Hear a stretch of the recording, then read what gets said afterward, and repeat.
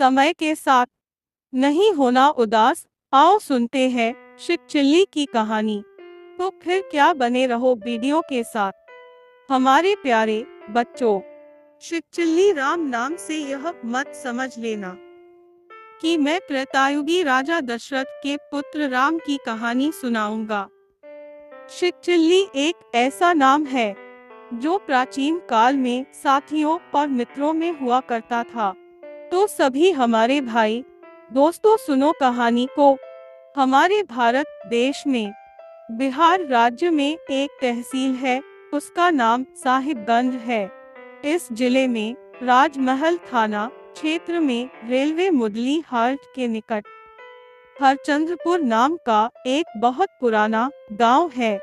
बहुत पुरानी बात है, तब अंग्रेजी शासन था। अंग्रेजी शासन के समय की बात है कि जमींदारों की प्रथा बहुत ही प्रचलित थी। अब समय के साथ साथ सब बदल गया। अब जमींदारों की प्रथा रही नहीं। लेकिन इसी समय में हरचंद्रपुर के जमींदार के घर में चितरंजन साहा वह टिक्कू के एक लड़का पैदा हुआ और दो लड़कियां। लड़के का नाम राम पुलिकेश साहा रखा गया। यह वही नाम है जो शिवचिल्ली राम कहलाया गया।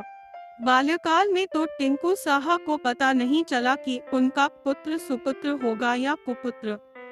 बहुत प्यार दुलार के साथ जमींदार थाक बाट में बच्चे को पालने लगे।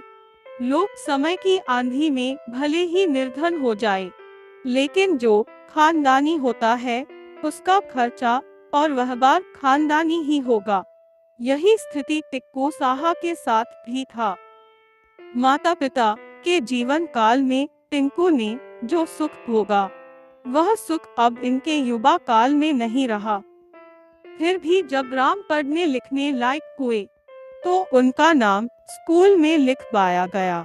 परंतु शिवचिल्ली राम का हमेशा शरारत में ही मन लगा रहता था।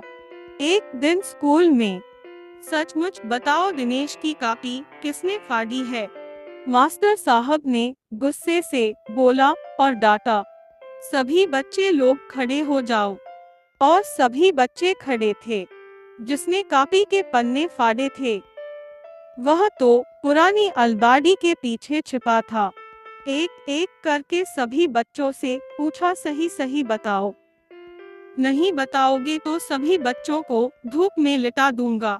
पर किसी बच्चे ने स्वीकार नहीं किया। किसने की ऐसी हरकत? गुरुजी ने कहा, उसको इनाम मिलेगा।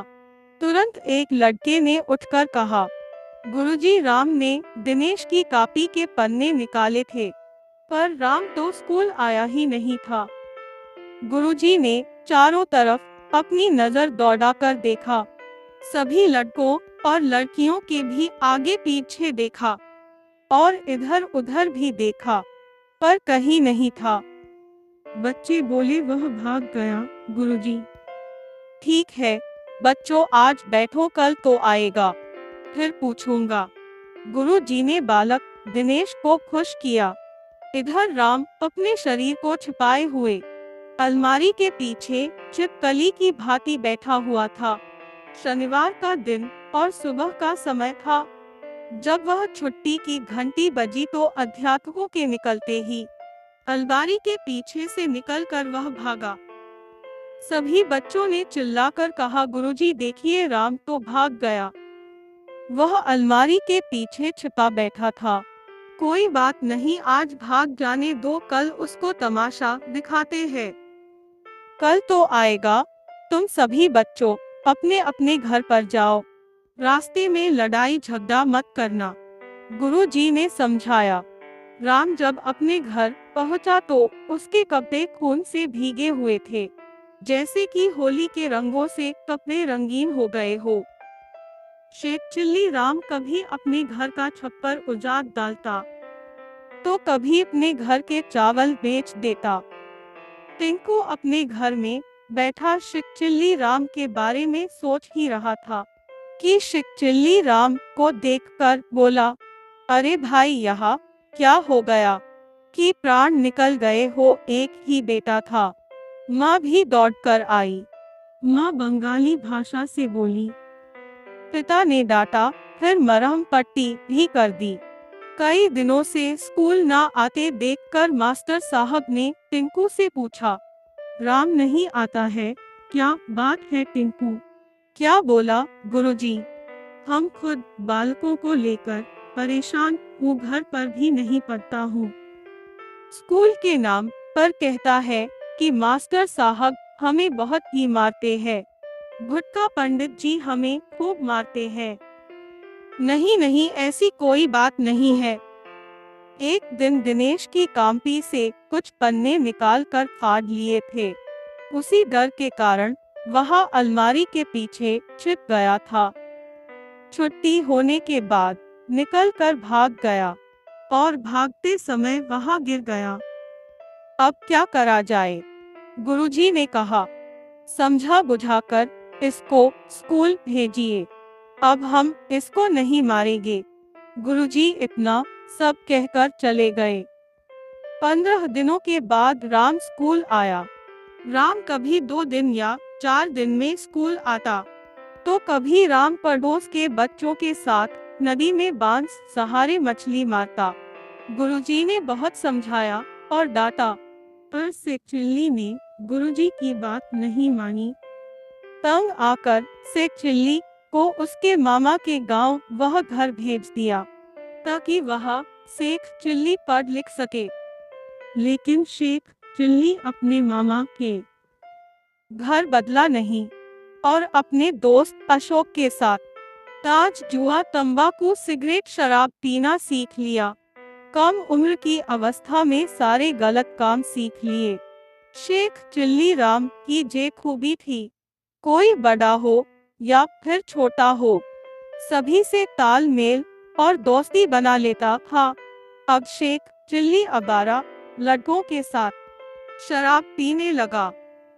एक दिन नशे की हालत में शेख चिल्ली का एक्सीडेंट हो गया और उसके दोनों पैर खराब हो गए। अब उसकी देखभाल की जिम्मेदारी उसके मामा को दे दी है। उसके मामा ने शेख चिल्ली को समय समय पर बहुत समझाया। अब शेख चिल्ली ने जुआ शराब को तो छोड़ दिया, मगर तंबाकू और बीड़ी को अभी नहीं छोड़ा। फिर भी मामा जी ने शेख चिल्ली को समझाना और बुझाना बंद नहीं किया। वह हर रोज शेख चिल्ली को समझाते हैं, तंबाकू शरीर के लिए हानिकारक है। कभी भी तंबाकू खाने वालों को कैंसर जैसी बीमारी हो सकती है और वीडियो देखने वाले की आंखें खराब हो सकती है। जिस प्रकार बिजली रहने पर वीडियो के पर्दे पर तस्वीर दिखाई देती है, उसी प्रकार मनुष्यों की आंखों पर रोशनी रहने पर दुनिया की चीजें दिखाई पड़ती है। जैसे बिजली के चले जाने पर वीडियो या टीवी का पर्दा दिखाई नहीं देता, उसी तरह आंखों की रोशनी चली जाने पर मनुष्य अंधा हो जाता है। इस प्रकार समझाते समझाते तंबाकू को भी खाना छोड़ दिया, लेकिन पढ़ने लिखने में शेख चिल्ली का मन नहीं लगता था। तो बच्चों, तुम शेख चिल्ली राम जैसा मत बनना। अब कहानी का समय समाप्त हुआ। बच्चों, आप सभी को कहानी कैसी लगी हमें कमेंट में अवश्य बताएं। हमारे वीडियो को लाइक और